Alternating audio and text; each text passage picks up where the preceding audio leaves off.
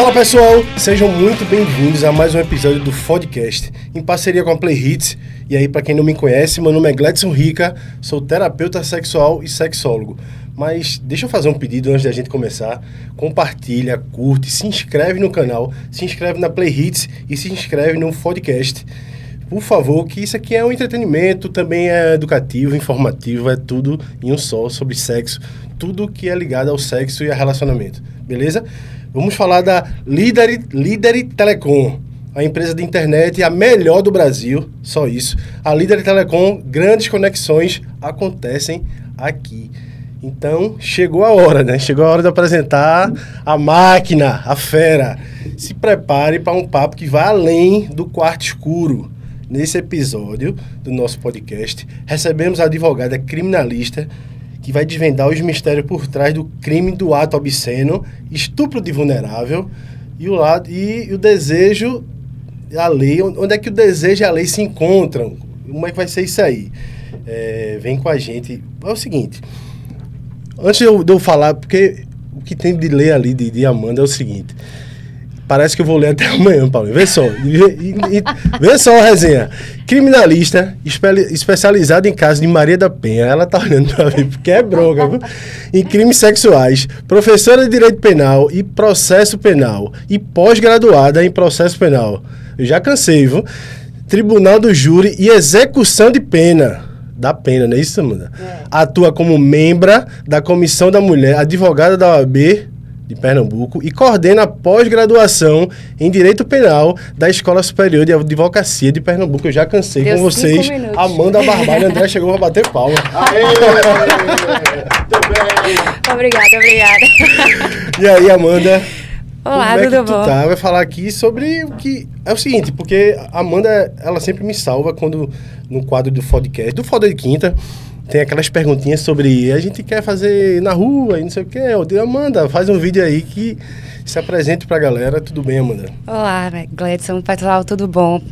A gente vai ter esse desafio, né? Desafio. De tentar enxugar um pouco para vocês e simplificar como é que o desejo sexual, os fetiches principalmente, vão se encontrar com o direito penal e podem levar um processinho nas costas, né? Tem processo que é bom, né, André? Eu acho que tem processo que vale a pena. Vale. Rapaz, depende do preço do advogado. Já vendeu peixe. É o seguinte, então vamos começar pelo começo, né, Amanda? Vamos. O que é que caracteriza o crime de estupro de vulnerável segundo a legislação? Certo. Bem, existem dois tipos de estupro de vulnerável, tá? A gente tem o estupro de vulnerável, que seria a prática de qualquer ato sexual com menor de 14 anos, que é o que o pessoal chama no popular de novinha chave de cadeia. Já ouviu essa expressão? Tem até 13 e ali não pode fazer nada. Beijo de boca, nada. Qualquer ato sexual com menor de 14 seria estupro de vulnerável. Menor de 14 ou menor até 14? Menor de 14. Fez 14, pode já tudo. Tudo? Se consentir, pode. Eu pensei que era a partir dos 15. Não. Caramba. Fez 14, já tá valendo. Desde que haja o consentimento. E a gente tem esse estupro de vulnerável, que pode ser, inclusive, virtual. Tá? Às vezes a pessoa ali até consentiu, né? Mandou um nude, ou teve uma troca de mensagens com a novinha. E aí... processo de estupro de vulnerável. Então, qualquer ato sexual com menor de 14 anos, estupro de vulnerável. E existe o outro estupro de vulnerável, que acontece muito em festas, né, que a pessoa ela já tem mais dos 14 anos, mas ela ingeriu algum entorpecente, alguma substância ali que tirou ela de si e ela perdeu completamente o discernimento para dizer sim, para dizer não, ou até perdeu completamente a capacidade de resistir, né, que a pessoa está ali, o famoso PT, né, perda total, acabou, apagou no canto e alguém foi lá e se aproveitou. Aí isso também seria estupro de vulnerável. Então, a gente tem esses dois tipos.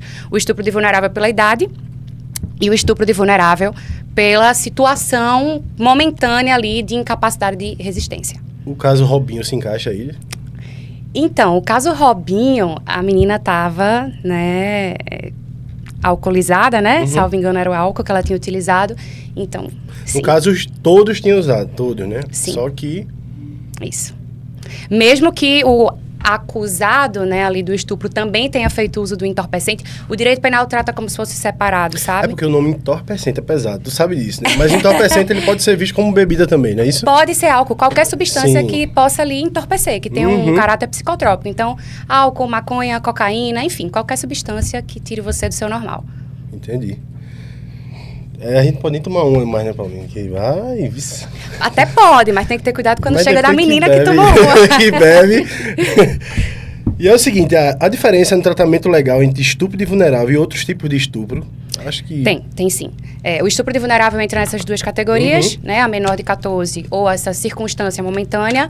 Mas existe o estupro de quem está são ali, está completamente consciente, já passou dos 14 anos. Mas para esse estupro acontecer, é preciso que o ato sexual seja ou através de uma violência física ou através de uma ameaça. Então... Exemplo.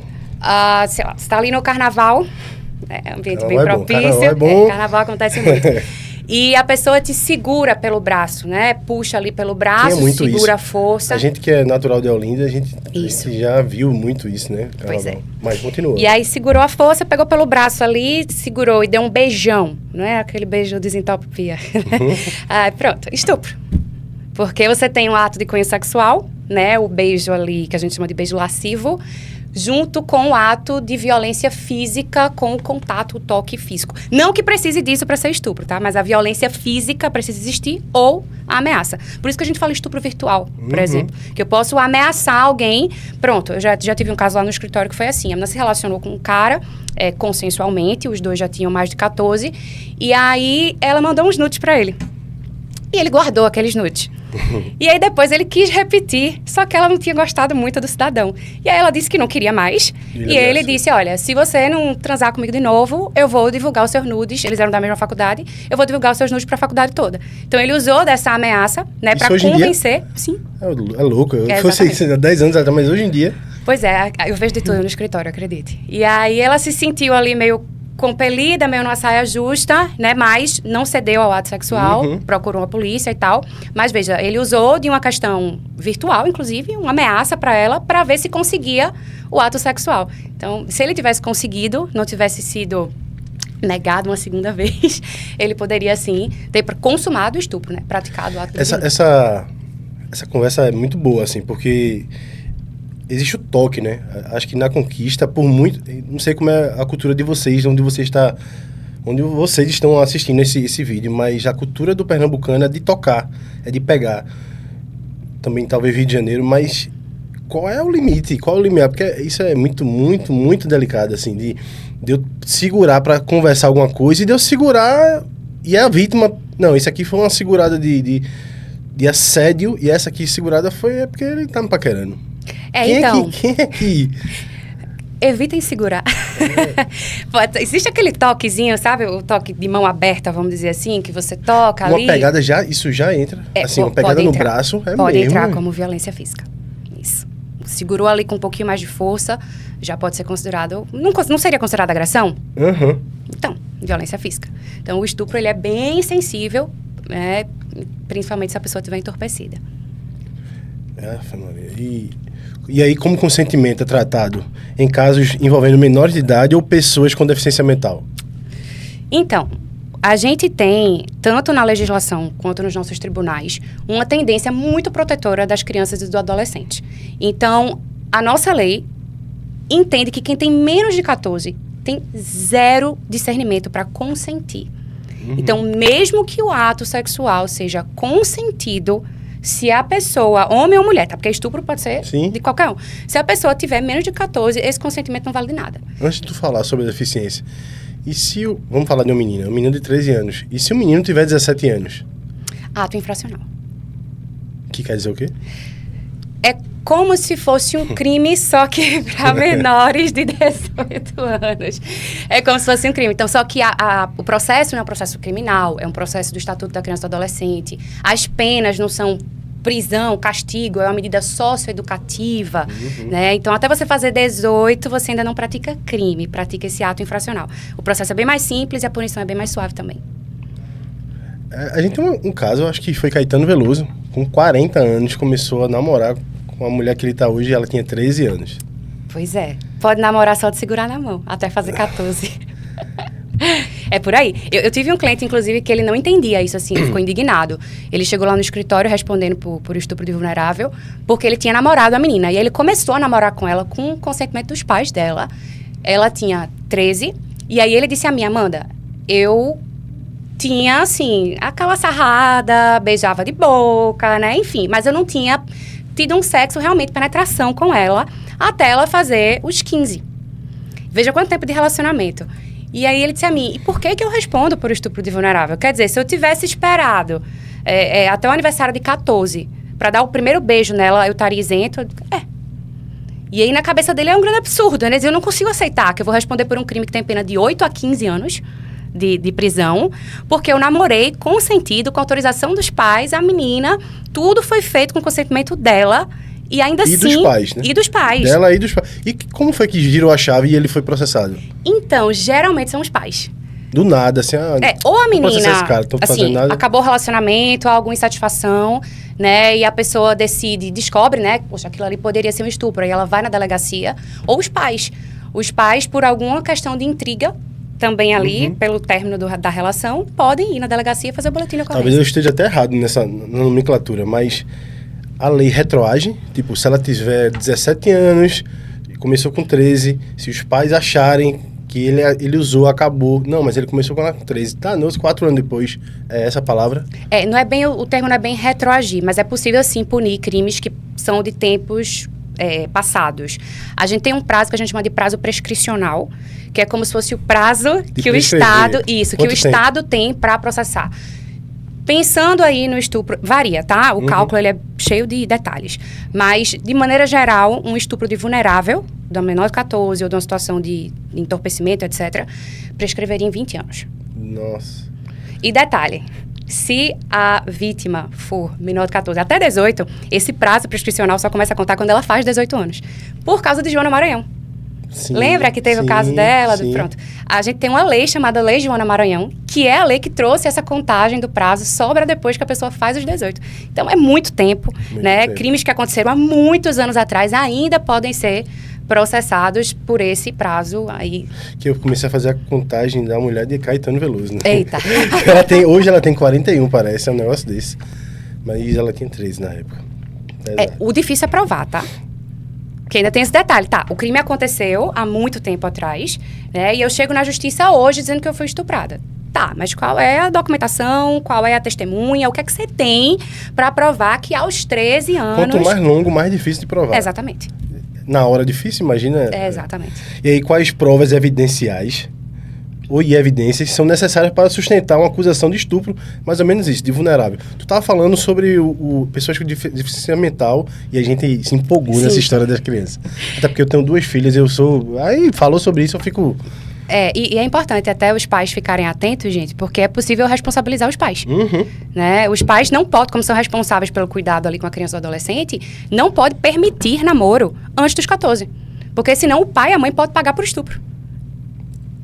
A legislação traz a figura do pai e da mãe como agente garantidor. Você é um protetor daquela criança, daquele adolescente. Então, se você permite, podendo impedir, tendo consciência, aquela pessoa de realizar um ato sexual no período que seria de estupro, você responde pelo que aconteceu com aquela pessoa que você era responsável. No caso, a gente está falando sobre namoro, né? Em casa e tal, dorme em casa. Isso. Mas... Se você que faz da porta de casa é difícil. Mas às vezes os pais autorizam isso, né? Sim. E aí é perigosíssimo, porque os pais também podem ser responsabilizados.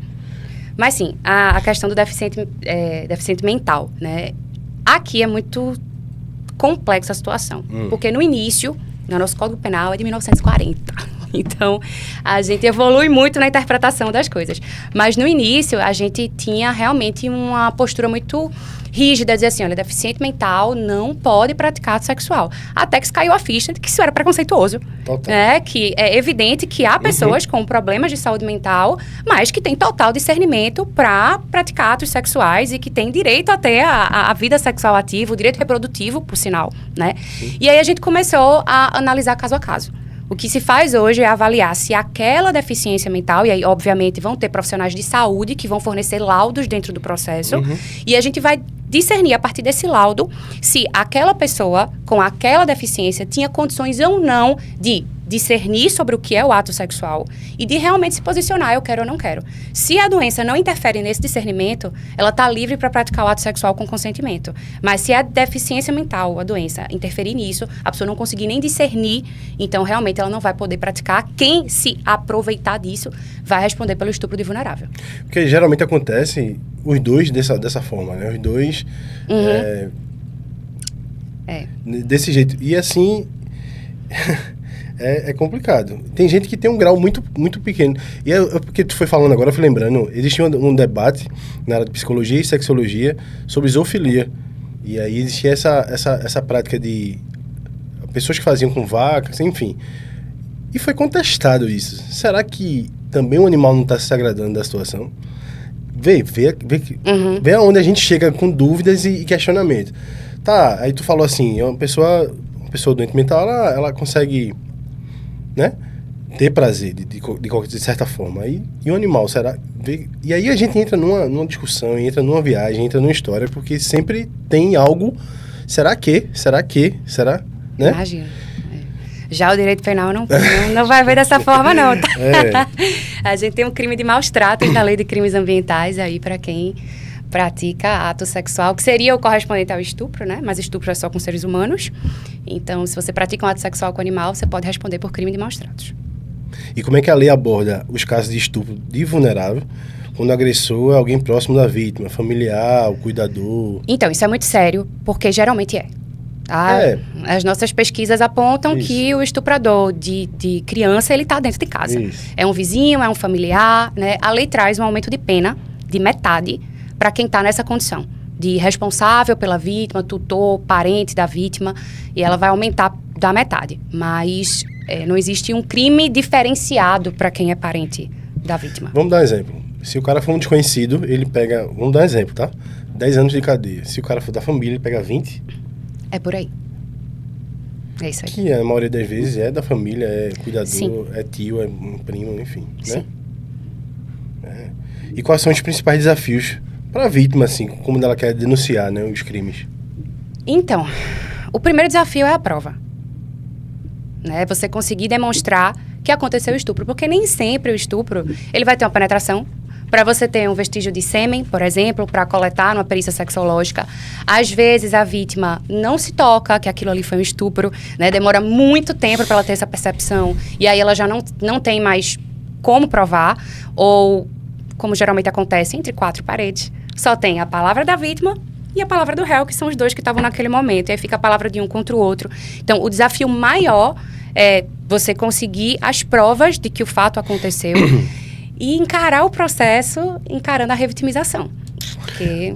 Um dos primeiros, né, livros de Freud é sobre histeria, e a histeria é justamente o abuso da infância. Todos os casos que ele teve de histeria, ele publicou ou quase tudo naquele livro. E é incrível como, na maioria dos casos, as pessoas da família não acreditam na criança que aconteceu, entendeu?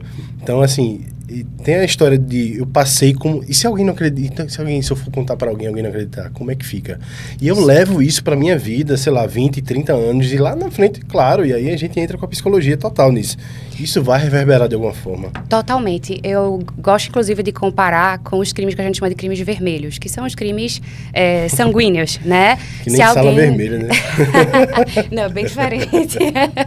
Mas se uma pessoa chega para você e diz assim, poxa, eu fui assaltada ali na esquina, você não faz, não fosse. Sim. Você acredita na vítima. Sim. Até que apareça alguma coisa muito absurda que mostre que a história dela não fecha. Mas quando alguém diz assim, eu fui estuprado, você se questiona. Você faz, e tu tava onde? E tu tava com quem? O que é que tu tava vestindo? Tu bebeu nesse dia? Quer dizer, a gente tem uma postura completamente diferente quando a gente escuta que a pessoa foi vítima de um crime sexual. Então, realmente é difícil, é desafiador. Eu tenho um processo, você falou aí da família não acreditar. Eu tenho um processo que está em andamento, agora eu não posso dar tantos detalhes assim. Mas ela foi vítima de uma pessoa da família quando ela tinha 8 anos de idade. E isso foi se repetindo. Só que o que acontece? Os abusadores de criança, eles costumam praticar aquele ato de maneira muito disfarçada, como se fosse um toque de carinho. Tanto para que quem vê de fora não perceba, inclusive às vezes o estupro está acontecendo na frente de todo mundo, e você não está notando, tanto também para enganar um pouco a criança, né? A criança fica na dúvida ali que toque é esse, porque é muito sutil, né? Poxa, um pai que lava a genitália da criança e o pai que estupra a criança. Quer dizer que ele dá um toque com a conotação sexual. Como discernir? É muito difícil pra gente estar vendo de fora, pra criança que não tem entendimento nenhum da questão sexual, ainda mais desafiador. E aí, esse parente dessa minha cliente, ele repetiu isso várias e várias vezes. E ela, muito menina, entendia que era um carinho.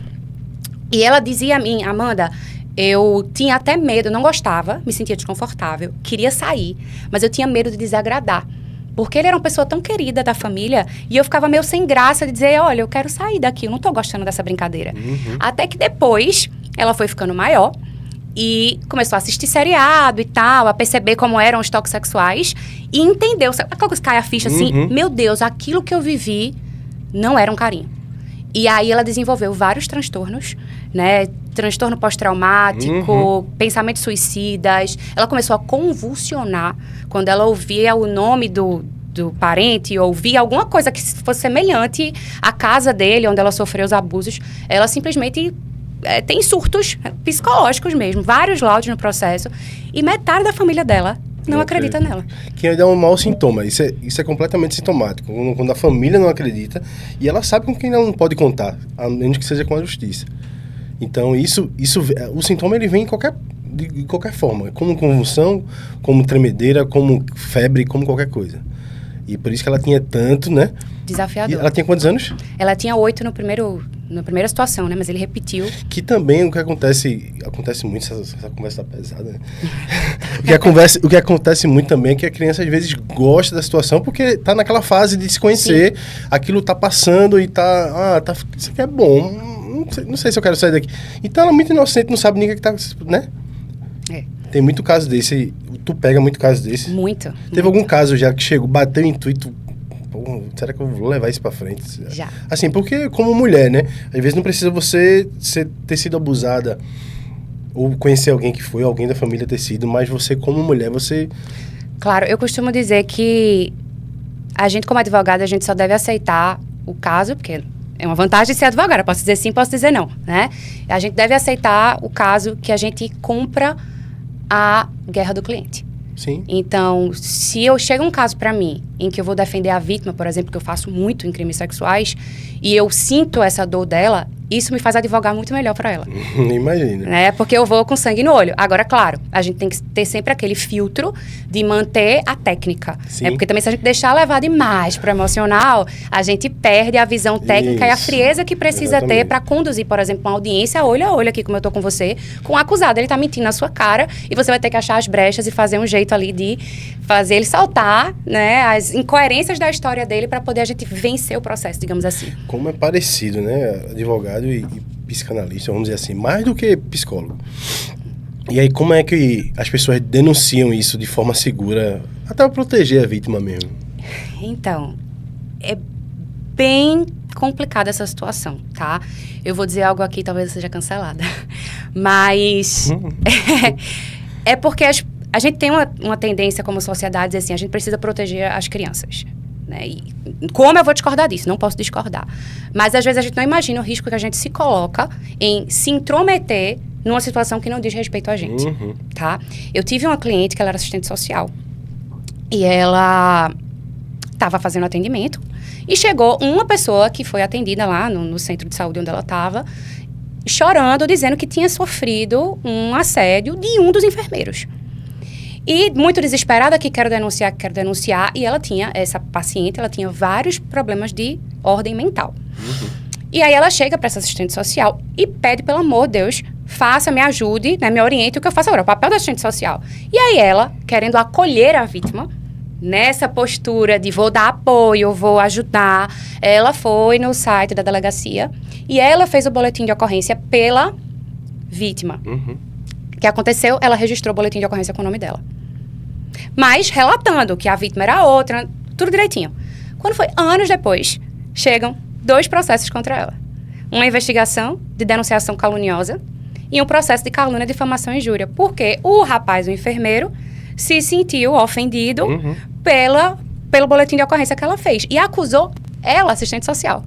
E não a paciente que seria o alvo da história toda. E aí ela teve, pelo menos, o gasto com a advogada aqui, né, para poder se defender nesses 2 processos e demonstrar que ela só fez como ser uma porta-voz da denúncia. Mas ela que sofreu o processo criminal. Então, quando a gente pensa em denunciar algo que não nos pertence, a gente sempre corre o risco de sofrer a rebordosa. Né? Sobre esse filme aí, tem o quê? Assim, modéstia à parte... O cara realmente abusou a moça ou por ela ter uma deficiência mental? Então, isso vai ser discutido no inquérito à parte. Ah, ainda não... Não finalizou, isso Entendi. vai ser discutido no inquérito à parte. Mas, modéstia à parte, eu sou uma ótima advogada e a minha cliente já está resolvida a situação dela. Ela já livrou dela, exatamente. Eu não sei o desfecho do outro caso, até porque crimes sexuais, os processos, etc., correm tudo em sigilo. Assim, antes de eu fazer a próxima pergunta, acho que muita gente vai querer saber sobre isso, porque isso é bastante importante. Como é que eu consigo, assim como um psicólogo e um advogado, como é que eu consigo saber o outro lado? Por exemplo, existe muitas denúncias que falam sobre isso, sobre abuso, e vamos ser bem sinceros que às vezes o indivíduo ou o outro lado não fez. Não fez. Como é que eu compro uma briga dessa? No teu caso é advogada, mas no caso dessa mulher, imagina se não fosse. Ver o rolo, o buruçu que é dar, assim... Mas como é que eu fico sabendo? Eu como advogado e como, sei lá, do juiz, enfim, as pessoas precisam saber dos 2 lados, as 2 partes, não é isso que se chama? Né? Assim que fala? Sim, a gente chama de contraditório. Isso. Então, no caso dessa assistente social, e é um conselho que eu deixo para todo mundo, se você resolver, não, eu quero me meter nessa briga, faça com o nome do outro. Porque o erro dela foi esse. Ela registrou o boletim de ocorrência e botou os dados dela e o nome dela como noticiante. Ela deveria ter deixado os dados da pessoa que, de fato, estava noticiando aquele crime. Então, seria uma forma mais segura para ela. Ela não teria sofrido o que sofreu se ela tivesse feito dessa forma.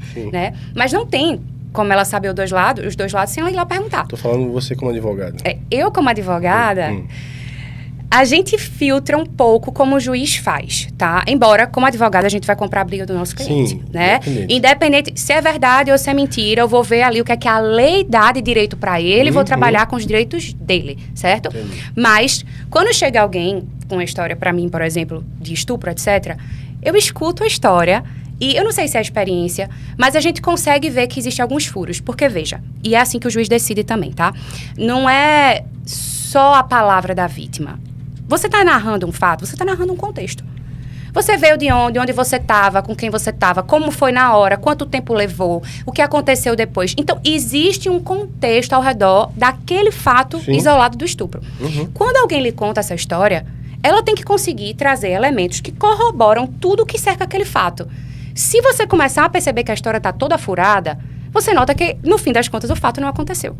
Entendi. Então, fica mais fácil para a gente perceber que a história não está fechando, mesmo sem a gente ter ouvido o outro lado. Mas a gente, como advogado, depois que a gente aceita entrar no processo, é obrigatório no processo penal o contraditório. Então, necessariamente, a outra parte vai oferecer a versão dela e a gente vai fazer esse comparativo, né? Que é o que o juiz faz, no fim das contas. Uma denúncia de estupro, ela pode vingar basicamente com a palavra da vítima. Desde que essa palavra da vítima consiga esse contexto todo corroborado por outros elementos. Por exemplo, esse processo que eu falei, que a vítima foi estuprada aos 8 anos, a gente tem a palavra dela, mas todo o relato dela, de onde estava, o que aconteceu no dia, etc. Eu tenho outras testemunhas que confirmam outra parte da história que ela está contando. Então, se tudo que ela está contando é verdadeiro, aí a gente tem uma probabilidade muito maior de que aquele fato isolado do estupro que aconteceu naquele contexto confirmado também é verdade. Eu tenho isso porque a gente vê muita história de jogador, né? E tem uma história do Neymar que se ele não tivesse filmado, ele tinha caído. Sim. E tchau. Sim. Mas aí ele filmou e aquilo parece ter sido contado com choro e parecia uma coisa bem organizada. E aí, se não tivesse esse vídeo...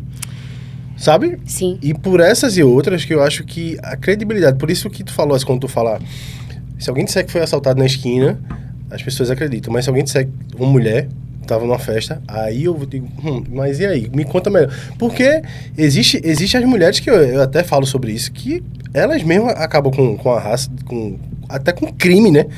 Tipo, sim, esse caso Neymar é um exemplo. Uma mulher dessa, pelo menos ela devia... Ela não foi penalizada em nada, tu sabe dizer esse caso? Não sei. Mas seria um caso de denunciação caluniosa. Tinha que ser, mas acho que ele disse, tá bom, deixa essa mulher pra lá, eu quero confusão com essa mulher, não. Mas então, quais são os sinais de abuso de uma criança e pessoas de deficiência mental, os sinais. Então, aí já é mais uma questão para a área do pessoal de psicologia, Isso. né? Mas a gente vê isso se manifestar no processo penal também e a gente usa, inclusive, isso como prova, né? A gente mostra os sinais de abuso atestados pela psicologia, que são sinais de abuso, para corroborar essa versão da vítima e trazer a palavra dela como uma palavra que pode ser utilizada para condenação. Então, bem, se a pessoa é criança, etc., a gente vê fissuras, né, assaduras, odor, infecção urinária recorrente e principalmente mudança de comportamento. Isso. Né? É uma mudança drástica de comportamento. A criança ou adolescente, de repente, ficou muito agressivo. Ou a gente vê, às vezes, masturbação compulsiva em criança. Né? A criança desenvolve um comportamento sexualizado. Eu tive um processo uma vez que a criança começou a beijar as pessoas de língua. Oxente. Do nada, assim, ela não era uma criança que não tinha esse tanto contato com televisão, que você pode dizer, ela sofreu uma influência de alguma coisa que ela assistiu, né? Mas era uma criança muito pequena e ela ia abraçar alguém, ia dar o beijinho, e ela começava a beijar de língua. Quer dizer, de onde saiu isso? Né? Quem foi que ensinou isso? Aí junto tinha essas outras questões, umas assaduras. Então a gente consegue ver esses sinais, né, e identificar que tem alguma coisa errada. E pessoas com deficiência mental... Também a questão da mudança de... a mesma coisa. Principalmente a mudança de comportamento, muito drástica. E como lidar com essa revitimização durante o processo legal? Contrate um bom advogado. Não, sério. As pessoas não têm ideia do quanto isso é importante. Eu sei que é Primeiro, foda eu dizer. Explica a galera o que é uma revitimização. Tá, a revitimização... Eu peguei essa pergunta na internet, por isso que eu tá bom. travei agora. Então, a revitimização acontece quando, para além de você ter sido vítima de um crime, você é vítima das instâncias que deveriam lhe proteger. Então, a gente tem vitimização primária, secundária e terciária. Primária, eu sou vítima do delito. Secundária, eu chego nas instâncias delegacia, judiciário, para tentar receber minha proteção, receber um auxílio, e eu sou questionada várias vezes. Nossa, você imagina o que é você... Sabe aquele ditado que diz recordar é viver? Imagina o que é uma vítima que viveu uma situação de estupro extremamente traumática. Ela tem que sentar na tua frente e contar toda a história. Aí daqui a pouco entra outra pessoa na sala e... Mas e tal coisa? Conta aí de novo. Aí tem outro dia pra ela dar depoimento. E ela fica repetindo aquele depoimento inúmeras vezes. E aí tem hora que ela não aguenta mais, porque toda vez que ela fala, ela revive. Então, às vezes, a pessoa não quer nem processar, porque assim, eu não aguento. Eu não aguento ter que ficar revivendo essa história. Eu prefiro nem processar. E ela desiste. Então, revitimização pode vir daí. E vem também da sociedade. Como a gente falou, a família não acredita, a família reclama. Isso é a terceira instância. É a terciária, isso. Terciária. As pessoas não vão acolher aquela vítima. Elas vão dizer, mas por que você fez isso? Eu achava que essa era a segunda e a delegacia era a terceira. Não. Porque essa é a mais próxima, né? Mas essa é onde eu posso recorrer. Pai, mãe, o que é que eu faço? Talvez seja porque é uma nomenclatura que vem da criminologia, então está muito conectada com o penal, o processo penal. Mas é isso, a revitimização, ela é palpável nos processos, assim. Nossa, gente, já cansei de ver processo. A gente tem um caso Mariana Ferrer, por exemplo, né? Que o colega advogado tinha uma tese maravilhosa, tanto é que ele venceu o processo, mas ele foi rude com a vítima, né? Ele disse, eu não queria ter uma filha como você, no meio da audiência. Então, ele começa a fazer ela chorar. Ela pede para parar a audiência várias vezes. Então, imagine isso. Poxa, eu tô tendo coragem de denunciar, dizer pro mundo que eu fui vítima de estupro. E ainda assim, eu chego numa audiência com um juiz, um promotor, um defensor, e eu sou rechaçada. Aí juntam fotos íntimas da vítima no processo, foto dela em festa, para falar da vida pessoal dela, né? Para tentar mostrar que ela é uma mulher fácil e que, por isso, ela não pode ter sido vítima do estupro. Então, todos os tabus de uma sociedade machista, eles vão aflorar dentro do processo penal.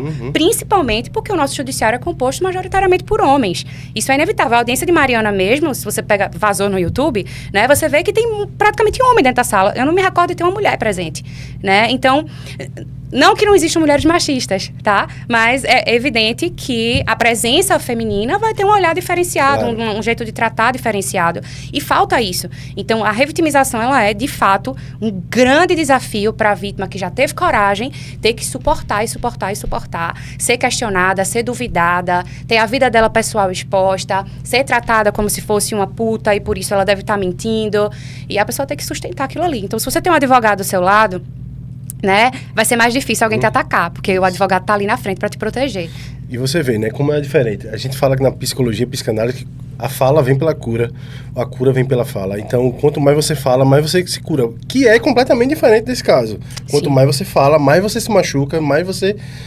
Que não existe cura, não existe outro lado querendo te curar. Existe outro lado querendo te questionar e dizer... Porque é tu tava diferente. fazendo ali naquela hora, aquele dia? Claro, Não, não é como se eu estivesse sentada na frente de um terapeuta que vai ouvir minha história e vai trazer uma ajuda. Isso. Não. É alguém que está ouvindo a minha história para questionar se ela foi verdade, ao ponto de condenar alguém por isso. E como é que funciona essa prescrição do crime de estupro de vulnerável? Então, a gente falou, é aquele prazo ali de 20 anos, entre 20 e 12 anos, né? E vai contar da data que a pessoa fez 18, ou, se não foi um estupro de menor de 14, a gente conta da data do fato mesmo, do dia que o ato sexual aconteceu. Eu lembro disso porque, por isso eu falei, 13 ou 14. Eu lembro disso que eu falando com um aluno meu na época, e minha filha tinha 14 anos, e a outra tinha 11, que agora uma tem 16 e a outra tem 13. E eu perguntando, quantos anos? Ele, não, por 14 para baixo, era 15 para... Eu só recordo disso, Sim. mas aí tu agora lembrando, 13 anos. Isso. Ave Maria. E aí, vamos falar sobre ato obsceno agora, né? Fica mais light, a gente pesou agora. Definição legal. O que é considerado ato obsceno pela lei brasileira e quais comportamentos se enquadram nessa categoria? Esse é o crime favorito de muita gente. Eu gosto de dizer... Todo mundo tem um crime favorito. É igual a como é pecado, né? Todo mundo tem um pecadozinho que é o favorito da sua vida e quer cometer. Ato obsceno com porte de drogas para consumo próprio. É o combo que as pessoas mais gostam. Exemplifica isso pra galera, que nem eu entendi. Não entendeu?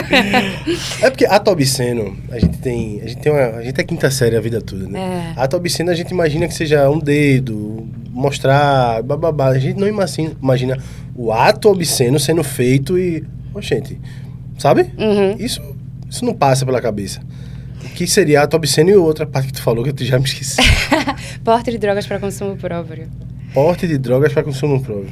Que agora o STF facilitou um pouco a vida de quem gosta desse combo, né? Porque dizem que a maconha... Dizem que a maconha aumenta, né, a sensibilidade, né? Então, e aí a maconha com sexo em público ou sexo no carro, junta o efeito do entorpecente com a adrenalina daquele momento ali num lugar proibido e é um combo que as pessoas costumam gostar de praticar. Era que misturou tudo agora. Misturou maconha com sexo. Então, existe o ato obsceno, que independente da droga, independente da maconha. Sim. Mas onde é que a maconha entra nessa história aí? Se ela tiver também, tipo, no bolso do cara, é isso? É isso que eu tô entendendo? Não, vamos lá, vamos separar. O crime de ato obsceno seria o seguinte: você praticar qualquer ato que choque publicamente, que abale o pudor coletivo em um local público, tipo praça pública, no meio da rua, num viaduto, ou um local exposto ao público, tipo no cinema, né, numa igreja, num museu, um lugar que, em tese, existe uma circulação menor de pessoas, número limitado de pessoas, mas que ainda é um lugar acessível ao público. Exatamente. E o lugar que é privado, mas está exposto ao público, que esse aqui muita gente não sabe, né? Por exemplo, você está no seu apartamento, na varanda do seu apartamento, transando ali para todo mundo ver. Tem gente que tem um fetiche de ser assistida, né? Como o termo. Exibicionismo. Pronto, a pessoa gosta de que assistam. E a pessoa vai lá, abre a cortina, né? Isso é ato obsceno. Você vai dizer, poxa, mano, mas eu tô no meu apartamento, eu tô no meu espaço privado. Tá, mas está exposto ao público e é um ato. O ato sexual vai chocar o pudor coletivo. É só pensar o seguinte, alguém ia tapar os olhinhos da criança na hora? Então tá obsceno.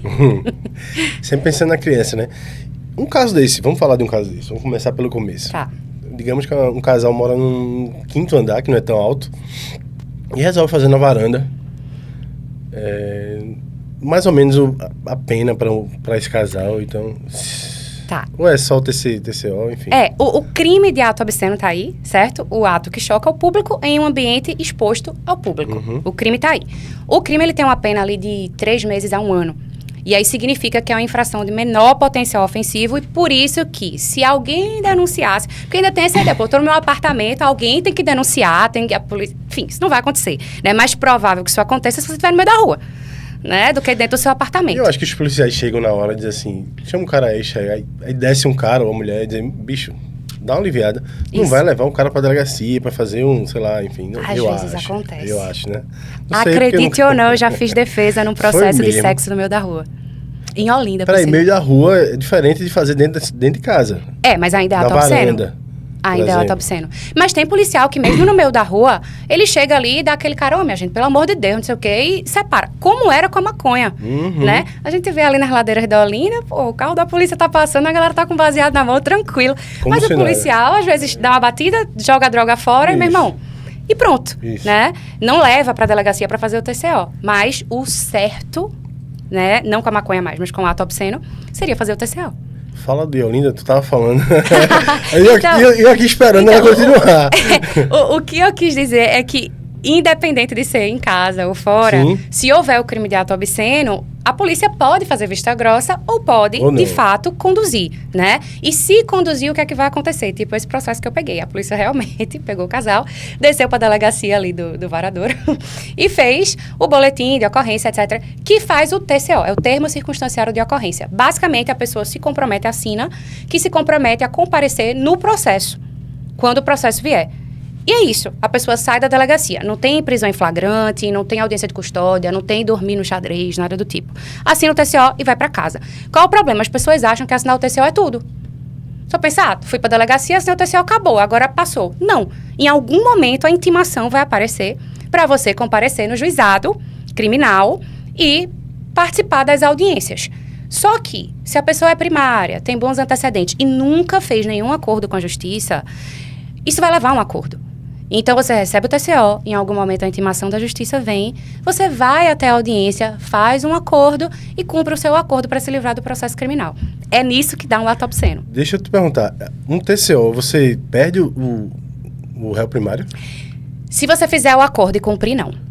Entendi. Tá? Agora, você não ganha outro acordo similar durante 5 anos. Todo mundo meio com medo agora. Fez o ato obsceno, foi pego, fez o acordo, 5 anos sem poder cair de novo. E aí, assim, um contexto cultural e social, a gente pensando nos dois, como é que o contexto social e cultural influencia a interpretação do que é considerado obsceno ou não? Influencia 100%. Como é que... Porque o próprio termo da lei, quando a lei diz ato obsceno, ela não especifica o que é. Ela podia ter dito sexo em público, mas ela não diz. Por quê? Porque a gente espera que isso seja avaliado conforme... Então, peraí, agora faz xixi na rua, por exemplo. Ato obsceno? Acredite ou não, existem condenações nos nossos tribunais por pessoas que, não vou dizer fizeram xixi na rua, mas colocaram pênis pra fora sem a preocupação de dar uma escondidinha. Entendi. Então, quando você vai... Porque você vai fazer o xixi na rua, você escolhe um lugar meio escondido, cobre ali, né? E aí, senão, você pode vir a ser interpretado como alguém que está praticando ato obsceno. Porque a questão é essa, é um crime de interpretação aberta.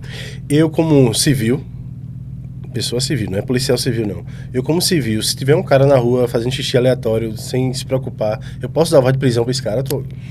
Então, tecnicamente, sim, só que não existe o flagrante, né? Não é bem uma prisão de flagrante. Mas se eu filmar? Também não, porque flagrante, você pode pegar alguém em flagrante, mas ela não ser presa em flagrante. Se eu pego um ato obsceno no flagra, a pessoa foi pega em flagrante. Mas quando ela é levada para a delegacia, não é feito auto de prisão em flagrante, é feito TCO. Entendi. Então, eu fui pego em flagrante, mas eu não fui preso no flagrante. Entendi. Entende? Então, não haveria a prisão em si. Mas a pessoa teria que fazer o TCO. Então, pode ser muitas coisas. Por isso que o contexto é tão importante. Veja, o que é obsceno hoje não é obsceno, é a mesma coisa que era obscena há 20, 30 anos atrás. O que é obsceno no carnaval não é a mesma coisa que é obscena fora do carnaval. Né? Então, até uma roupa... Isso. Certo? Ali, e umas danças, você tá com uma roupa muito, muito nua. Isso. E tá rebolando a bunda de um jeito muito, né? Como é que eu posso dizer? Imitando um ato sexual. Isso pode ser considerado ato obsceno. Mas se eu tô fazendo isso nas ladeiras de Olinda no meio do carnaval, o contexto não torna obsceno. O contexto não choca o público. Então, você afastou o crime. Entendi. A gente vê muito praia de nudismo. E existe a gente teve um pessoal aqui que frequentava, né, Paulinho? Entrevistado, que gostava, mas a gente vê que rola muito sexo nessa praia, nas praias de nudismo, enfim, assim. E aí, como a lei trata esse polêmico exibicionismo consensual, é isso? Então, a gente não tem uma lei federal, nacional, regulamentando as praias de nudismo. Entendi. Então, isso fica a cargo dos governos locais. E existe, não sei se vocês sabem, mas uma federação brasileira de naturismo, né? Porque a ideia do nudismo é que ele não tenha conotação sexual. A ideia do nudismo é que seja uma conexão com a natureza e uma questão de saúde. Então, não é para ter conotação sexual. Então, essa federação, ela, junto aos governos locais, ajuda e auxilia na criação de leis locais. A Praia de Tambaba, por exemplo, tem uma lei que regulamenta ela. Por isso que naquele espaço é possível o nudismo. Agora, é cheio de regra do que não pode fazer. E faz, né? E acontece. A gente sabe o que acontece. Pois é, mas aí se você feriu a lei, vai responder pelas penalidades daquela lei específica, pode receber multa, etc. E pode responder pelo crime de ato obsceno, mesmo você estando naquele espaço de nudismo. E se não existe lei regulamentando aquela praia, mesmo que seja uma prática comum, todo mundo vai ali e fica pelado. Tá, mas aquela área está regulamentada por lei? Não. Então você está pelado numa área que é uma praia qualquer. Entendi. Se alguém denunciar o ato obsceno, pode acontecer. Agora, veja, é questionável, e aí eu vou falar como advogada aqui, é questionável dizer que a pessoa está simplesmente pelada é obsceno. Porque a lei fala em praticar ato obsceno. Eu estar pelado é um ato obsceno? Quer dizer, o corpo humano nu é obsceno? Entende? Então, a gente pode questionar aí. Mas é aquela história. Até provar que focinho de porco não é tomada, tu já gastou bastante com advogado. Exatamente. Que existe essa exposição, né? Tipo, existe... Você até tem uma pessoa nua e a pessoa entra, o museu, enfim. Sim, mas isso aí se teria... enquadra no que tu tá aí dizendo. Vem o contexto. Isso. Será que isso entra no ato obsceno? Por isso que o contexto é tão importante. O local, em que situação, qual a finalidade, tudo isso vai fazer diferença pra gente dizer se aquele ato foi obsceno ou não. Pode ser uma expressão artística. Sim. Topless. Fazer topless em lugares públicos é crime? E se for em uma praia específica para nudismo? Aí a gente já falou sobre isso, mas... tô eu na praia de Olinda de Recife, eu não, né? Você, ou qualquer uma mulher, de repente fica topless. Então, veja o termo, né? Topless. E aí a gente fala sobre exatamente isso, assim, tipo... Será que alguém nu é um ato obsceno? Você, como advogada, vai lutar até o final, mas pela lei. Então... Alguém tapar o olho da criança? Entende que esse é um bom filtro? Sim. É um bom filtro. Mas a questão do topless, a gente entra numa discussão aqui que eu preciso falar, que é de machismo. Porque se a gente pensa, o que é obsceno é aquilo que choca a sociedade, o pudor coletivo. E a gente entende que a gente vive numa sociedade patriarcal, vão ter coisas que chocam apenas no corpo da mulher. Por que a gente não entende como chocante e a gente não se questiona sobre o topless masculino? Por que o homem pode andar só de calção com os peitos pra fora, né? No calçadão ali, né? Porque pode. E se for a mulher vai ser chocante. Então, será que é constitucional num país onde a gente se propõe a ter direitos iguais para os homens e para as mulheres, que a mulher expor os seios é ato obsceno, é crime, e o homem expor os seios não é nada? Então, o topless, ele vai entrar nessa discussão constitucional, né? Mas, em tese, numa discussão rasa e superficial, se a gente tapa o olho da criança, tá obsceno, pode levar ao processo. E aí, de novo, essa discussão vai ter que ser feita por um bom advogado no processo para afastar a situação. Até provar que focinho de porco não é tomada. Honorários serão caros. Exposição acidental. Eu tenho muita pergunta em relação a essas coisas assim. Exposição acidental, se é flagrado sem querer. A gente falou sobre... Tô na minha casa, vou na varanda e foda-se, né? Vou lá e quem quiser olhar que olhe. Mas e aí, se eu pego no momento íntimo, involuntariamente, talvez, isso pode ser classificado como ato obsceno? Então... Exemplo. Tá. Um carro, não é isso? Um carro. Tô no carro, de repente chega o policial. E aí? Eu não tô no meio da rua. Aí você liga pra mim. Aparentemente, eu não tô no meio da rua aberto, né? Não tem aquela coisa exposta, a gente fala sobre isso. É uma coisa guardada, o carro tá se balançando. Algumas pessoas acham que tá acontecendo, outras pessoas não têm nem noção. E aí? Então, você está numa rua pública, né? O carro... Aí vai vir. Onde você botou o carro? Veja, tudo isso é trabalho para defesa, entende? Entendi. No raso, no superficial, você tá num local público, o carro tá estacionado no lugar público, no meio da rua, e você tá praticando sexo no meio da rua. Meio da rua, né? No carro. Então, assim, pode vir o processo. A polícia pode conduzir. E você que vai ter que mostrar, mas o carro estava num local isolado, mas o carro tem um fumê muito escuro, mas o carro estava com o vidro fechado. E você tentar mostrar que não estava exposto ao público, etc. Mas assim, na maioria das vezes, vai entrar na situação criminal. Mesmo que você seja pego sem querer. Na verdade, tirando as pessoas exibicionistas, na maioria das situações de ato obsceno, a pessoa não quer ser pega, ela quer transar. Né? E aí eu entro com a psicologia. Quem tá dizendo isso é você. Ah, é? Porque a partir do momento que ela pode ser pega a qualquer momento, sabe aquele negócio que minha mãe foi na padaria, daqui a pouco volta, isso já entra como uma parte do exibicionismo. Essa adrenalina de eu posso ser pego em flagrante, esse tesão, ele já entra no enquadra. exibicionismo. Então eu, dentro do carro, por isso que dá tanto tesão. Porque o meu tesão não tá ligado ali, não. O meu tesão tá ligado fora. Nas coisas que podem acontecer extra o sexo. Sexo por sexo. Mas no motel é a mesma coisa? Claro que não, pô. O sexo no motel e o sexo no carro. Existe um negócio no carro diferente, por isso que é viciante, por isso que... A gente fala sobre isso e a gente teve 2 meninas aqui que vendem conteúdo na internet. E a gente vê muita gente na internet, né? Postar conteúdo considerado obsceno nas redes sociais pode ser considerado crime? Qual a linha tênue entre liberdade de expressão e ato obsceno? Então, se o que você está postando tiver criança ou adolescente... Eita. Lascou. Ela conseguiu... Eu vou ficar falando isso toda hora na rua agora. Quando alguém perguntar, o que é que tu acha? Eu digo, tapou os olhos da criança. Como é? Diz a frase pra não esquecer. Isso. Fechou os olhinhos da criança. Fechou os olhos, e aí tá tudo certo. Se você posta conteúdo de nudez, ou de sexo, ou de pornografia, que envolve criança e adolescente, fudeu. Não, aí... Tá? Não é ato obsceno, é crime de pornografia infantil. E aí já é muito sério. Inclusive, as pessoas não sabem, mas só o fato de você ter armazenado no seu aparelho. Se você tiver na sua galeria, tipo assim, a polícia prendeu teu telefone, abriu teu telefone, tem um vídeo na tua galeria que tem criança e adolescente e uma questão pornográfica, isso é crime de pornografia infantil. Tá, vamos esquecer as crianças. Certo. Se tiver na galeria, por exemplo, tu tem teu namorado e lá na galeria tem uma sequência de vídeo. E o policial alguém pegar, e aí? É crime guardar isso? Se não tiver criança e adolescente... Não, esquece a criança. Tá, aquele registro tiver sido consentido... Entendi. Não é crime. Mas se você filmou sem o consentimento... Sim. Aí tem o crime do registro não autorizado de intimidade sexual. Que hoje em dia, né? Hoje em dia tá todo mundo se filmando, assim. Tem esse negócio mais escondido, eu acho. Claro que tem, né? A gente sabe que tem. Tem bastante. A gente sabe que tem, mas hoje tá todo mundo na vibe de se filmar. Claro, sem postar, sem vender. Sim. Também quem faça. Sim. Né?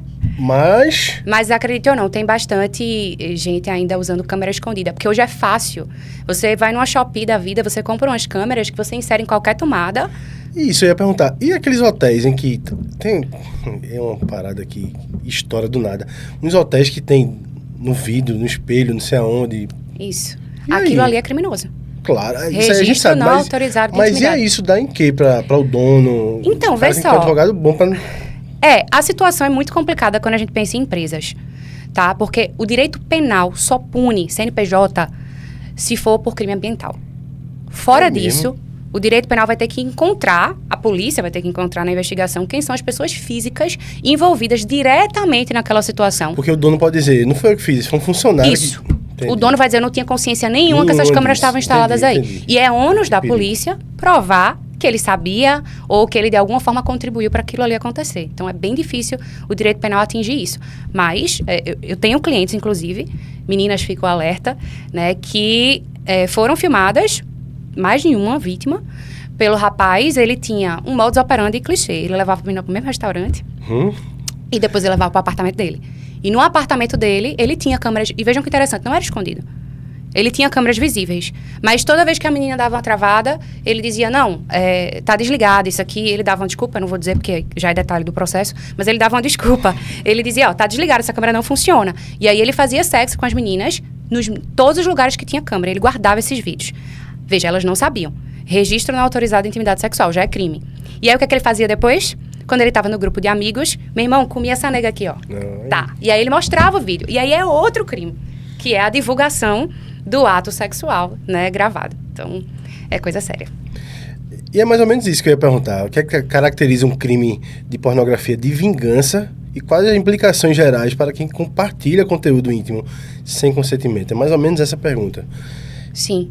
A pornografia de vingança seria uma causa de aumento dentro desse crime de divulgar nude ou vídeos que você não consentiu com a divulgação. Porque, veja, a pessoa pode ter consentido em registrar. Só que são 2 consentimentos que você precisa ter. O consentimento do registro e o consentimento da divulgação. As pessoas querem saber, eu acho, na verdade, que foram algumas perguntas do povo. A pena.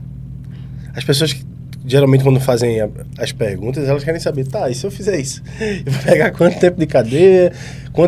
Se é que tem 2 nomezinhos, se é cadeia ou casa, como é? Se é prisional, como é o nomezinho que dá? Tá, a gente tem penas restritivas de direito e pena privativa de liberdade. Sim. Só que nem sempre a pessoa vai cumprir a pena na cadeia, ela pode cumprir domiciliar, acho que seria esse o termo. Então, vai depender de quantos crimes você praticou. Tá? Eu fiz isso uma vez. Esse cara que caiu aí agora. Esse que eu não posso dar muito detalhe. Esse não pode dar muito detalhe. Não. Se esse cara, ele é réu primário e ele... Será que esse cara pega alguma... Então, hipoteticamente falando, certo? Se comprovar que tiveram várias mulheres, a pena ali é da média de 1 a 5 anos. Tá? Só que essa pena baixa, mínima de 1, é de onde o juiz sai para dosar. O juiz sempre dosa a pena a partir do mínimo. Então, a pena de 1 ano permite acordo. Se ele for primário, com bons antecedentes, etc. Entendi. E aí, se você tiver uma reiteração desse comportamento, vai sair somando, ou vai ter alguma causa de aumento em cima disso que vai subir essa pena para talvez impedir os acordos e ele acabar sendo recolhido. Mas a pena é baixa. A pena é baixa. Porque, veja, mesmo uma pessoa recolhida, uma pena de 1 ano, no instante ela progride, ela pega um livramento, ela pega um semiaberto, bota uma tornozeleira. Mas, assim, é dor de cabeça de todo jeito, né? E você fica com a condenação criminal nas costas. E quais são as principais orientações para quem está sendo vítima de um crime virtual? Tu falou da menina que o cara, eu tô querendo, eu não quero, então eu vou fazer o seguinte, como um vazamento de fotos íntimas. Isso. A gente chama, inclusive, de sextorção. Isso, tem essa pergunta aqui. Tem, né? Sextorção. Quando a pessoa usa imagens íntimas para extorquir, isso. Só que aí, no caso dessa menina, ele não queria o dinheiro, ele queria vantagem sexual. Mas muita gente hackeia telefone, ou o cara roubou teu celular e abriu tua galeria e tá cheio de nude lá. O que é que ele faz? Ele te ameaça, né, de divulgar essas imagens para conseguir patrimônio, dinheiro. Ele faz um pix de tanto ou divulga teus nudes. Essa é a conduta que a gente considera sextorção. Né? Entendi. Veja, quando a gente fala de crime virtual, é muito difícil a gente conseguir prevenir. Porque é difícil rapidamente a polícia rastrear e, enfim, impedir aquela postagem, né? Mas alguns cuidados mínimos que a pessoa tem que ter. Pô, tu vai tirar nude, eu não vou ser hipócrita aqui e dizer, não faça, porque o pessoal diz, né? Como é que eu vou impedir de ser vítima disso? Porra, não faz. Não vai, o pessoal vai fazer de todo jeito. Então, evita pegar teu rosto, se tem uma tatuagem, uma coisa que identifica, evita, né? Tem a garantia de botar em visualização única. Então, existem alguns cuidados que você pode ter. Amanda, caiu. E agora? Primeiro você tem que denunciar a página, né? Então, você vai ter que adotar medidas virtuais, correr com isso, primeiro do que polícia, para tentar derrubar o perfil que está querendo divulgar, né? Então, algumas redes sociais são rápidas de você fazer isso. E você vai ter que registrar o conteúdo. Então, print daquela ameaça, né? De preferência, pega o link da postagem, se for uma postagem com teu nude. Pega aquele link, salva o link, printa, vê se tem alguém que comentou, que pode ser testemunha de que a postagem aconteceu, porque às vezes a pessoa apaga a postagem e você não tem mais como acessar, mas tem alguém que viu quando foi postado, essa pessoa serve como testemunha. Então, você vai atrás de testemunha, vai atrás de print e vai atrás dos links e fornece tudo isso à polícia, para a polícia rastrear, né? Eu não vou dizer a você que sempre consegue, mas consegue. Eu tenho um cliente que caiu na Interpol. Foi bizarra a situação dele. Durante a pandemia, né? Jovem, né? Aquela carência, preso em casa. E aí ele começou a acessar muito site de pornografia e chegou num site de pedofilia. E aí foi aquela coisa da curiosidade, né? O que será que tem aí? E aí ele acessou. No que ele acessou, para ter acesso às imagens, esses sites de pedofilia fazem muito isso. Você faz uma troca. Ele teria que fornecer algum conjunto de imagens para ele receber as imagens da categoria que ele queria. Entendi. E aí ele fez o upload, baixou de outro lugar, fez o upload dessas imagens e recebeu algumas. Pronto. a Interpol percebeu que tinha um servidor de internet brasileiro acessando aquele site, fazendo upload de imagens. Comunicou a Polícia Federal brasileira, a Polícia Federal vai o quê? Qual é o servidor de internet? Encontrou o servidor, encontrou o endereço cadastrado, quem era a dona da conta, qual é o endereço cadastrado. Foi, pegou o endereço, viu quantas pessoas moram na casa. Isso tudo na investigação, tá? Tem todo mundo que mora na casa, aí a polícia vai filtrar. Quem dessas pessoas tem um perfil, aí entra a psicologia, né? O trabalho da Polícia Federal é incrível. Quem é dessas pessoas que tem um perfil para estar acessando esse conteúdo que reside nessa casa? E aí eles começam a descartar os suspeitos e vão rastreando mais coisa. E-mail, encontra o e-mail do login. De repente eles têm um nome e a pessoa. De repente, mandado de busca e apreensão, né? O menino, a família acorda com a Polícia Federal na porta, a arma na mão. E é sempre assim, né? 5 da manhã, você acorda, tá lá a arma na sua cara, você de pijama. Vamos levar notebook, vamos levar tudo, porque a gente tem aqui uma suspeita de pornografia infantil. E ele quase foi preso assim. Caralho. Então, é muito sério. A gente pensa que não deixa rastro, mas a gente deixa muito rastro. E claro, aqui eu tô falando de um crime, né, muito grave, que seria a questão da pornografia infantil, mas eu tenho uma cliente que ela foi ameaçada pelo Instagram e a Polícia Civil daqui de Pernambuco encontrou assim. Puxou o usuário, puxou o e-mail, puxou o número do telefone, foi atrás do chip, rastreou, encontrou o cara. Uma ameaça, um crime bem pequeno. Mas ele foi encontrado porque ele deixou o rastro na internet. E é por isso que eu perguntei aquele caso lá no começo da conversa, do cara que disse assim, tu não quer não, então vou... Pô, no dia de hoje, tu não acha, pô. Tu vai ser preso por isso. Que loucura. E esse crime é sexting? Como é? Sextorção. Sextorção. Menor de idade, como é isso? Então, a sextorção seria, de qualquer forma, eu extorquir alguém, precisamente de extorsão, para obter chantageando essa pessoa com E aí eu pergunto a pena. Por exemplo, uma coisa é você extorquir alguém maior, outra coisa é você extorquir uma criança, que parece... mas aí ainda seria extorsão. Ainda seria... A vítima ali não faria essa diferença no tipo penal. Sim, geralmente criança e adolescente sai mudando tudo, né? Mas nesse caso não. Né? A gente tem o termo sextorção e tem o termo sexting também. Né? Que são coisas diferentes. Tá? Sextorção está envolvida a extorsão e o sexting é a troca de mensagens e o sexo ali por mensagem, né? Virtual. Que pode considerar até estupro. É mesmo. A partir do momento que eu penso, qualquer ato de cunho sexual com menor de 14 anos é estupro de vulnerável, tu tá fazendo um sexo virtual com menor de 14, você tá praticando estupro de vulnerável. E esse sexo virtual, ele entra... Assim como o sexo, né, que tu fala, não precisa ser o sexo em si. Só um beijo, isso aí já se enquadra. Sim. Na internet também, só uma conversa de... Dá um beijo na tua boca, aquela conversa de né? A conversa não é um ato libidinoso? Isso. Então pode ser. Pode ser, né? Pela forma como os nossos tribunais estão interpretando o crime de estupro de vulnerável hoje, é possível. E como as pessoas acham tudo, às vezes, muita gente às vezes se... né? Fica atrás de personagens para conversar com crianças e tal. Eu acho que, assim, pelo menos na minha prática, eu vejo mais isso com adultos mesmo, sabe? A troca ali de mensagens, quando tá consentida, massa, né? Mas é muito comum, por exemplo, mulheres do nada uma foto um pau. Eu não sei o que é que o homem tem.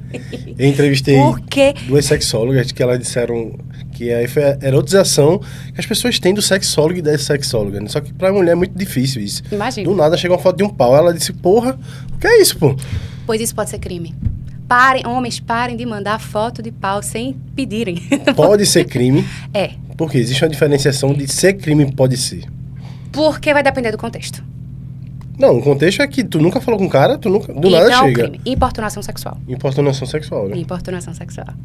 Porque outra coisa é tu pedir, pô. Tu mandar e pedir, e beleza. Claro, e quando vem numa conversa mais esquentando ali as coisas, a pessoa tá ok, mas uma pessoa completamente aleatória. É aleatória. Né? Aí é crime sim, importunação sexual. Então.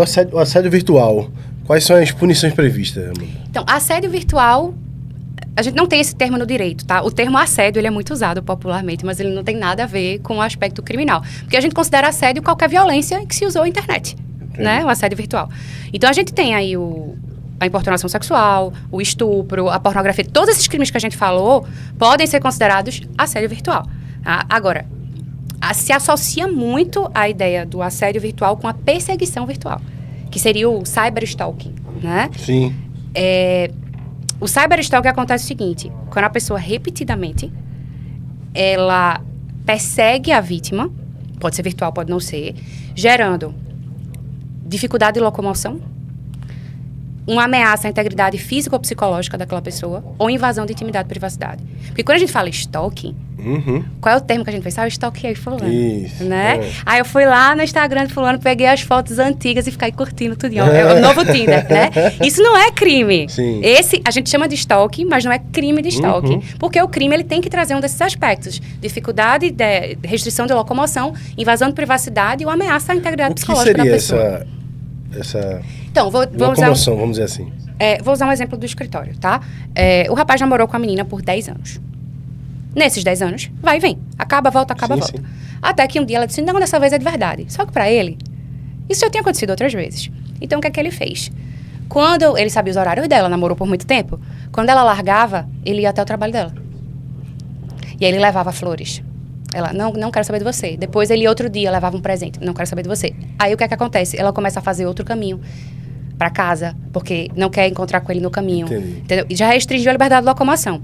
Aí ele parou de ir presencialmente, ele começou a usar a internet. Só que tudo isso pra reconquistar ela. Na cabeça dele, ele estava atrás do amor da vida dele. Sim. E aí ele mandava mensagem e ela bloqueava. Ele fazia um fake, mensagem de novo. Esse cara foi tanto atrás dessa menina que ela bloqueou ele de todas as redes, ele mandava e-mail e fazia pix. Você acredita? Ele fazia pix de centavos. Pra poder falar. Era, porque no pix não fica mensagem, aí ele mandava te amo, 10 centavos. E ficava fazendo pix. Puta, que loucura. Aí já vira loucura. Paulinho, a gente tem quanto tempo? Normal, né? Vamos embora. Doideira, né? Já aconteceu comigo uma situação de uma menina ficar realmente atrás. E eu ter medo disso, assim, de bater na época eu morava, né, com minha mãe, bater na porta dela, assim, de madrugada, falando meu nome. E a gente não sabia se aquilo ali era distúrbio mental ou, de fato, se ela tava pirada, assim, tipo, uma coisa, né, que Sim. deixou ela... Isso pode se enquadrar também, tipo, se eu quisesse denunciar ela... Sim, é o crime de perseguição. Porque essa perseguição, esse stalking, pode ser presencial ou pode ser virtual. Agora, um requisito é, o comportamento tem que ser repetido.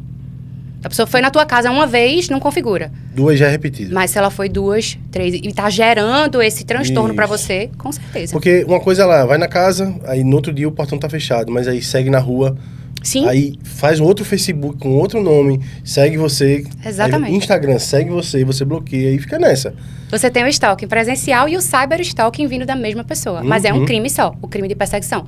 Agora, muito sério, esse crime, você tem um prazo de 6 meses como vítima pra representar, pra ir na delegacia e dizer que você quer punição. Se você deixar passar esses 6 meses, você perde a oportunidade. Vixe, Marina, tem isso, né? É. Olha aí. Pessoas que querem saber de pena, mas isso aí também é importante. O prazo de validade que tem, mais ou menos, né? Tipo, tem 6 meses. Se eu não for e a pessoa parar... Aí depois a pessoa volta, Isso. aí você vai só poder denunciar o mais recente. Aquilo lá de trás, você não entra. Perdeu. Entendi. Passou dos 6 meses, perdeu. Entendi.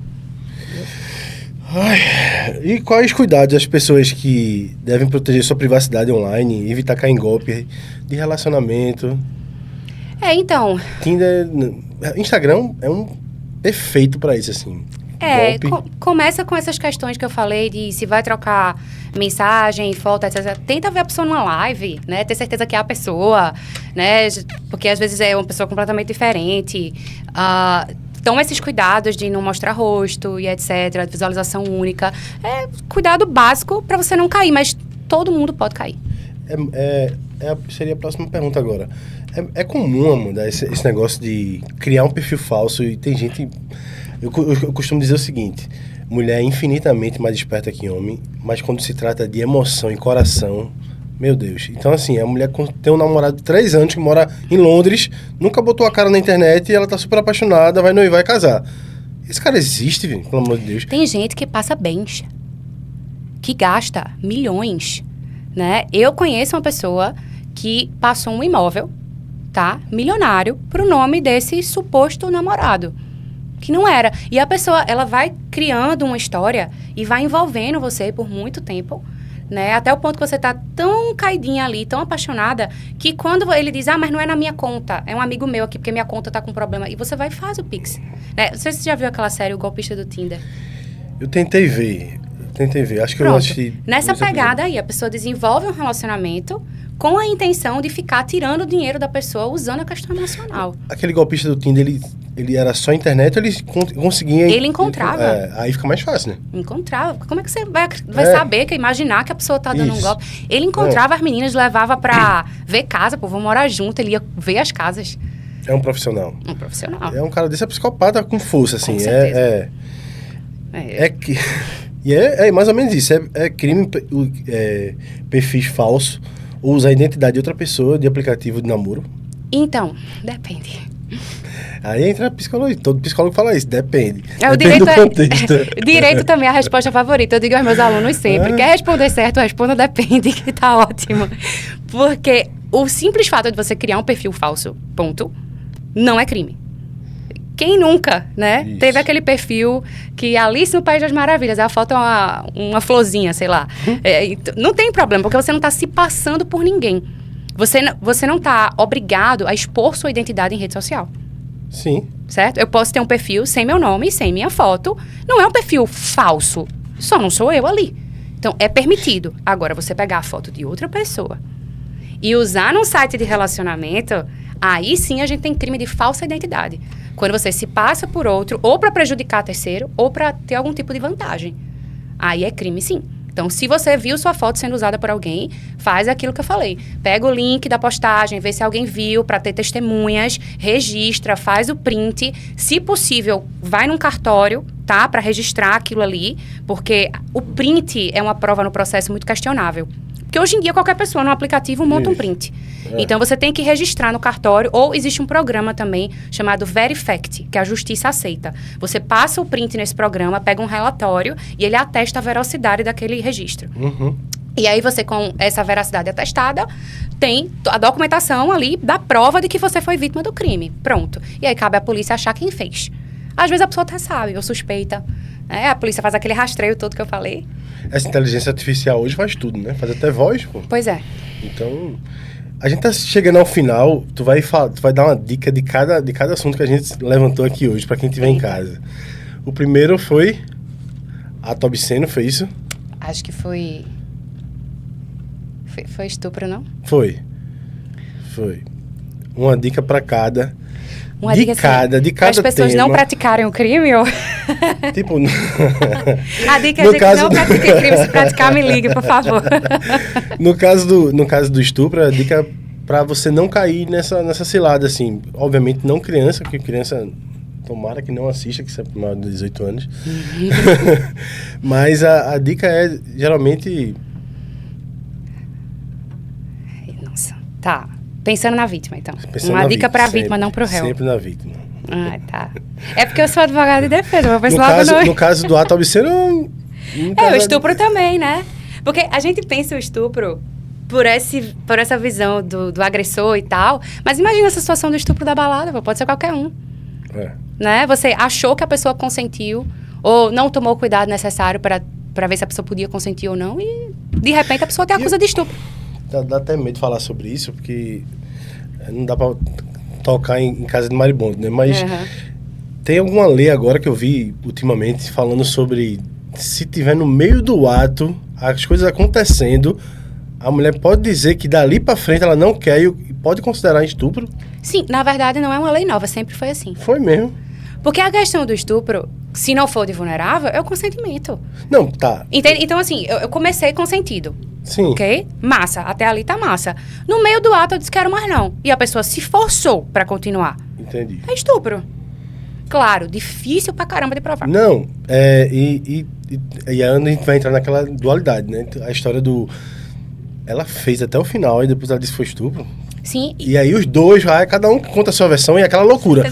Mas isso é um caso perigosíssimo. Muito. Se todos são perigosos, assim, tipo, pra quem denuncia e pra quem tá sendo denunciado, cada um é perigoso, muito perigoso. Esse é o mais perigoso. Com certeza. Esse Por é o isso que mais. você disse uma dica de estupro, eu fiquei pensando nisso.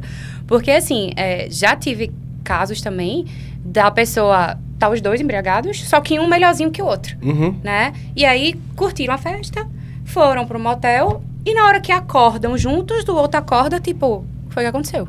Foi o que eu fiz. chama a polícia, confusão. Foi nada. Aham. E aí o outro, tipo, mas a gente não tava bom por A dois? gente tá namorando, pensa que a gente tá namorando, cara. Mas vê que perigo. É perigosíssimo. Essa coisa de você estar em festa e levar alguém da festa, uma pessoa completamente estranha, pra um hotel, pra sua casa, pra ter uma relação sexual, tendo a pessoa usado um entorpecente, é um risco altíssimo de acusação de estupro. Se as pessoas soubessem disso, assim, é aquela coisa que não vale a pena.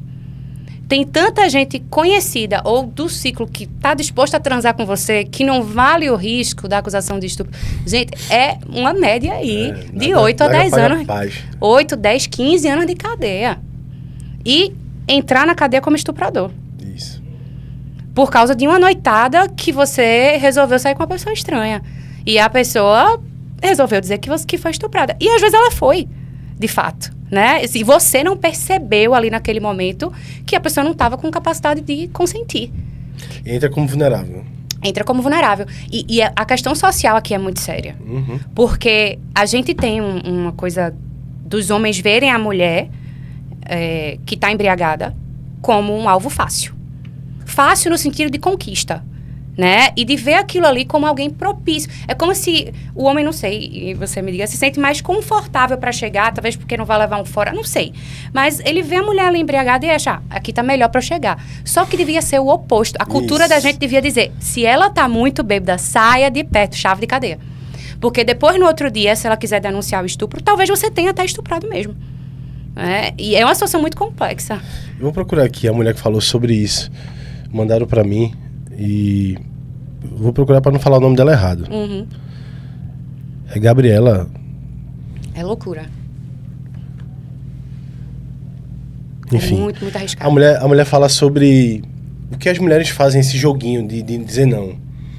Entendeu? Ela fala sobre isso e isso é um papo muito bom, inclusive, assim. Esse jogo de dizer não. Elas querem, mas ela tem entre elas essa cabeça de adolescente, que isso é jogo de adolescente, de dizer não, mas sabendo o que quer. E o cara sabendo o que ela quer. E aquele movimento todo, sabendo que todo mundo quer. E acaba acontecendo isso. O cara acha que todas as mulheres, quando dizem não, é sim. E ele leva aquilo pra vida. E quando a mulher disser não, ele vai dizer, não, esse é charme, que eu já passei por umas 2, 3 que era desse jeito. Claro, a gente não tá falando de culpa. A gente tá falando de responsabilidade. Tipo assim... Até quando esse jogo pode influenciar num ato criminoso, vamos dizer assim? Eu acho que as campanhas educativas que têm sido feitas do não é não, têm sido magníficas, porque elas servem tanto para o homem quanto para a mulher, né? Porque é isso, se a mulher quer, ela realmente quer, mas ela tá nesse jogo aí do não, do sim, ouviu? Não, meu irmão, sai de cena. Porque se ela quer, ela vai vir atrás. E já aconteceu uma coisa dessa comigo, Né? E eu soube depois de muito tempo. Ela disse não... Eu saí, óbvio, isso faz muito tempo. Imagina hoje. Eu saí e depois ela disse, disse não, mas eu queria que tu me pegasse a força. Eu digo, desse jeito você vai ter que passar um manuscrito pra mim. Eu quero que você me pegue a força, que isso aqui é minha prova. Faz uma declaração. Imagina os dois bebendo, ela dizendo não, eu vou lá e pego a força. Ela disse, não, tu era grandão, me vi naquela situação, tu me pegando. Eu digo, não, meu amor, não vai ser comigo de jeito nenhum. Como é que eu vou adivinhar que a mulher queria uma viagem dessa? De jeito nenhum. Que queria ser pega a força de... Arriscadíssimo. Quer me lascar? Dá teu recado, galera, de cada um ato obsceno, um estupro a não ser, e o outro de crime cibernético. Eita.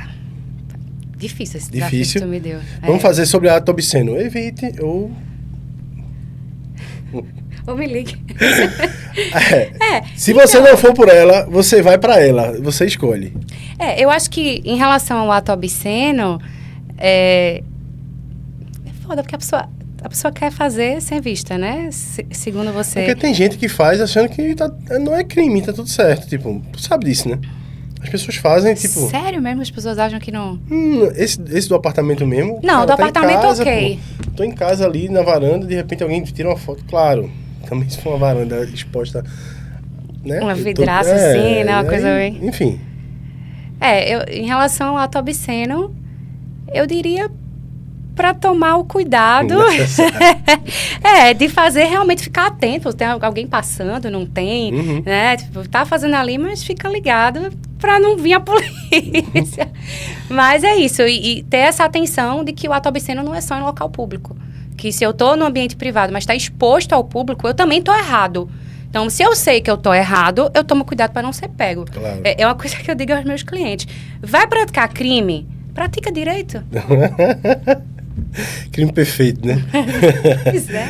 Ajuda o advogado. Ajuda o advogado. Amanda, deixa teu Instagram, todas as tuas redes sociais, se tu quiser deixar teu número. Quem precisar dessa advogada, vocês viram aí, né? Eita, se fizer isso não pode, viu? Se o Tribunal de Ética não Eita, deixa, é verdade, não deixa eu soube fazer disso.